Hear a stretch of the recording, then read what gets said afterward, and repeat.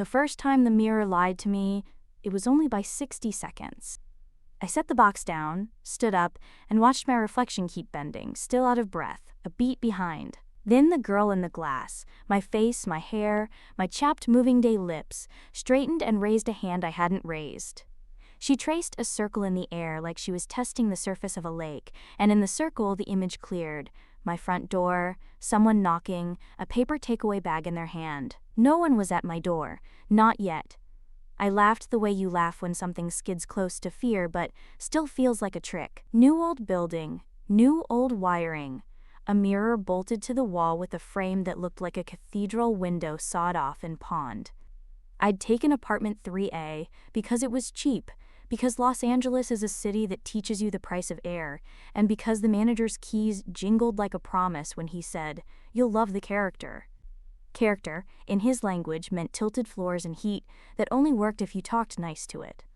The knock came exactly when the mirror said it would. 2 raps, then a third. The delivery guy apologized for the wrong address. He was looking for 3B. There was no 3B. Not on this floor. Not on the directory in the lobby, not on the peeling brass plates by the mailboxes. I told him he had the wrong building. He checked the bag and frowned. "It's paid for already," he said. "Name says Mara." When I shut the door, the mirror had changed again. Grease halos from food that was never mine glowed on the counter in reflection only. And there, written in the steam-smudged glass of a bathroom I hadn't showered in yet, were 4 words I hadn't written. "Don't turn around." I didn't. I stared at the words until they faded. Then the mirror lagged again. 60 seconds. The future is shortest when it's closest. I told myself I was tired, hungry, newly alone. But the hallway behind me stayed quiet in real life, while in the glass, a door that didn't exist across the hall swung open, and somebody I couldn't see breathed my name. The next morning I tested it. Coffee mug on the counter. In the glass, a coffee ring appeared before I'd lifted the cup. A plant I hadn't watered yet, sagged in reflection, then drooped in my world. A text from my mother, "Are you safe?" lit up on future me's phone, so I waited for the buzz and answered early, writing what I would write when it arrived. The message that actually came was different. "Call me now.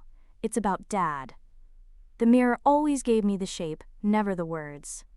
In the hallway, I found the number for the super. Worn cardstock thumbtacked above the fuse box.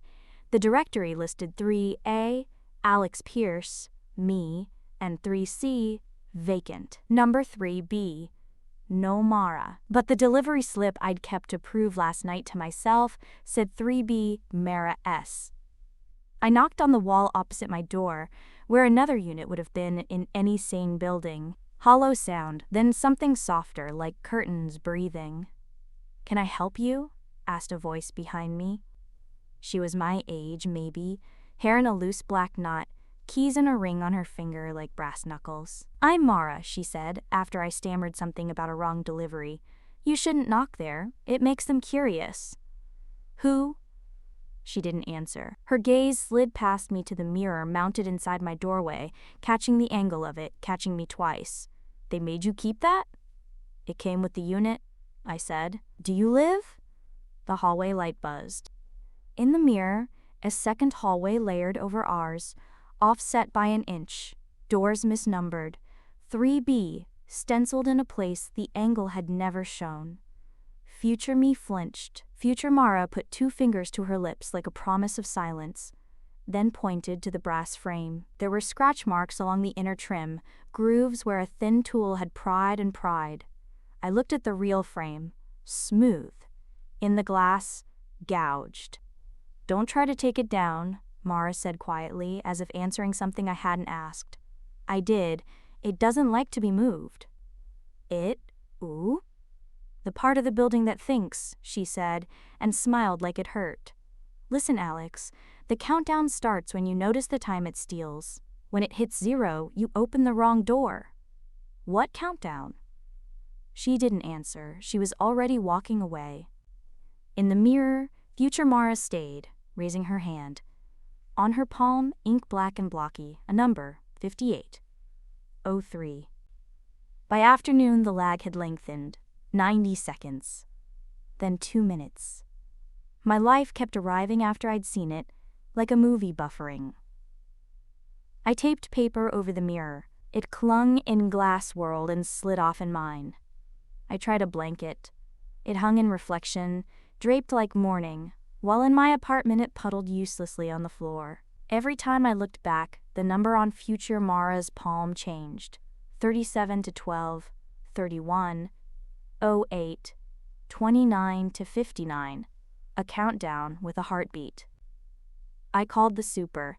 Voicemail. I Googled the building. The first hit was a black and white photo from 1929, South Covell Residences. Elevators to modern living, a row of windows like piano keys, a middle span that didn't exist anymore. The second hit was an article about a fire in 1975. 3 dead, 1 missing. The missing woman's name was Mara Santini. When I looked back at the mirror, I wasn't alone. Future me had someone behind her.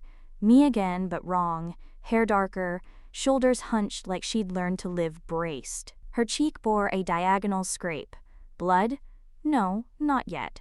She raised her hands. Don't open 3B written in marker bones. I tore through drawers for a pen and wrote the same on my own skin, childish talisman. At 11:11 p.m., my phone vibrated with a calendar event I hadn't made. Welcome, new resident, location 3B. The mirror showed the hallway across from my door dissolving, paint peeling backward. Doorknobs sprouting like a brass flower. The air smelled like old envelopes and rain. I heard the soft lifting of a latch in a place that had never had one. The number on future Mara's palm hit 0 and stayed there, unwavering. A hand knocked from inside a wall. 3 slow raps, close enough to feel the studs tremble, then a whisper through wood grain, traveling the way water travels under doors. My name, but deeper, played on tape too many times. Alex. It sounded like my father on bad nights. It sounded like me. I put my palm to painted plaster where the mirror showed a knob, cold. A draft pulled my hair toward nothing. In the glass, future me shook her head hard enough to tear. Behind her, not me leaned in close to her ear and mouthed a final word. Run! I reached for a doorknob the world didn't have and found it. It opened on a hallway laid over mine like a tracing.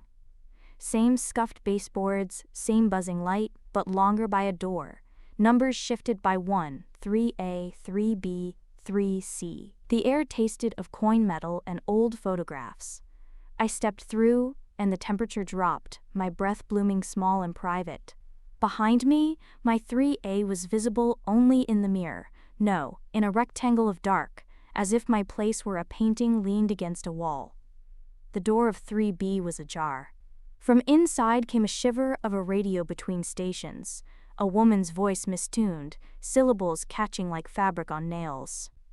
The carpet had worn a path to this threshold, other feet had chosen it. On the jamb, at shoulder height, tally marks scored the paint. I counted them because counting is what you do when the mind wants a job. 58 lines, crossed by a slash. Mara? I called. Because it was better than Mom or Dad or Alex. Because I needed someone to be real. The radio static parted. A voice spoke in duplicate, foreground and background. Don't come inside, come closer. I did both because that is the trap. Inside was a room that shared the bones of mine, but not the life. My couch, but threadbare. My plant, but crisp to its wire. My mirror, but a window. No, a breathing thing, ribs of brass inhaling. And there I was on the other side of it, in my version of the room, watching me through a surface that had held us like aquarium glass. Future me pressed her hands to the pane. Old scars laddered her knuckles. Trade, she mouthed. We trade, and it lets you go. Behind her, in my part of the world, the doorknob that was not there started turning. In this room, the radio clicked louder. Through the mirror window, I watched my own door open, saw an absence shaped like a person step inside. A cutout in the air where reality didn't print. It moved toward future me with a patient animal curiosity. Why me? I whispered, though I already knew the answer. The building eats the ones who notice it. Because you followed time into a wall, said another voice. Mara stepped from the corner in this wrong room. Hair longer, eyes ringed like she hadn't slept since the 70s. Because I traded once, and the count always resets. How do I stop it? You don't, she said gently. You delay it, or you take your turn. The absence placed its palm against the mirror on my side. Frost spidered around its touch. Future me shook her head, sobbing, no, no, no, writing the word stay on her skin with a dying marker. I put my hand to the same place, the glass colder than anything I'd known, and felt the world choose. We didn't so much switch as become misfiled. I felt my weight slide into the wrong folder. I stood now in my apartment, breathing my air, while the other Alex, the one I had been, stood in the thin place. The absence turned its head, confused, as if it had lost the smell it was hunting. In the mirror window between us, Frost cleared in a ring. Mara's reflection, old, young, layered, watched with the weary mercy of someone who knows the ending and sits through it anyway. Listen, I told the other me. When the countdown starts again, because it will, don't let it reach 0 alone. Her mouth shaped how. Make noise, I said. Invite the living. Call the super, the police, the neighbors, who will bang on the wrong wall and make the building answer to a dozen names at once, refuse to be a single door. The absence leaned, tasted the glass, recoiled as if burned by our twin palms meeting across it. The mirror, whatever thinks here, doesn't understand crowd scenes. It understands bargains. It understands one at a time. I turned from her to the frame, and, for the first and only time, the world matched the glass. Scratches where a thin tool had pried. My hand found the flathead screwdriver I didn't own. When I looked back into the window, future her, me, was nodding, tears clean on her face. Mara's count on her palm clicked to 001, then froze like a stopped heart. I levered the frame hard. Nails screamed. The mirror cracked not in lines but in rooms, each shard full of a different small future, me sleeping without fear, me moving out, me visiting my mother, me never meeting Mara, me marred and marrowing into this place. I thought of my father's voice on old tape, how grief repeats until you learn new words for the same ache. The absence lunged as the frame came free. It hit the swarm of futures and split, becoming nothing so fast it pulled the breath from my lungs. I threw the mirror down, shards spun like coins. Each fragment kept reflecting something that hadn't happened yet. Each one wanted to be the only version. In the wrong hallway, the other Alex stepped back from the window that wasn't there anymore. The apartment around her blurred like damp ink. For a moment, our eyes met in a triangle of brass and glass on my floor. We waved. Idiots, sisters, strangers. Then her triangle went dark. I swept the pieces into a box without looking too long into any of them. When I taped it shut, the apartment's temperature rose. The smell of rain thinned. In the hallway, there was still number 3B. The directory still said vacant. My phone still buzzed with my mother's messages. I called her. That night, I slept with the box of futures under my bed like a monster. Close to midnight, I heard 3 soft raps from inside the cardboard. Curiosity is a door, too. I didn't open it. Morning light broke like glass. In the hush, I could swear I heard someone on the other side, me or another, say, not a warning this time, but a promise kept, stay.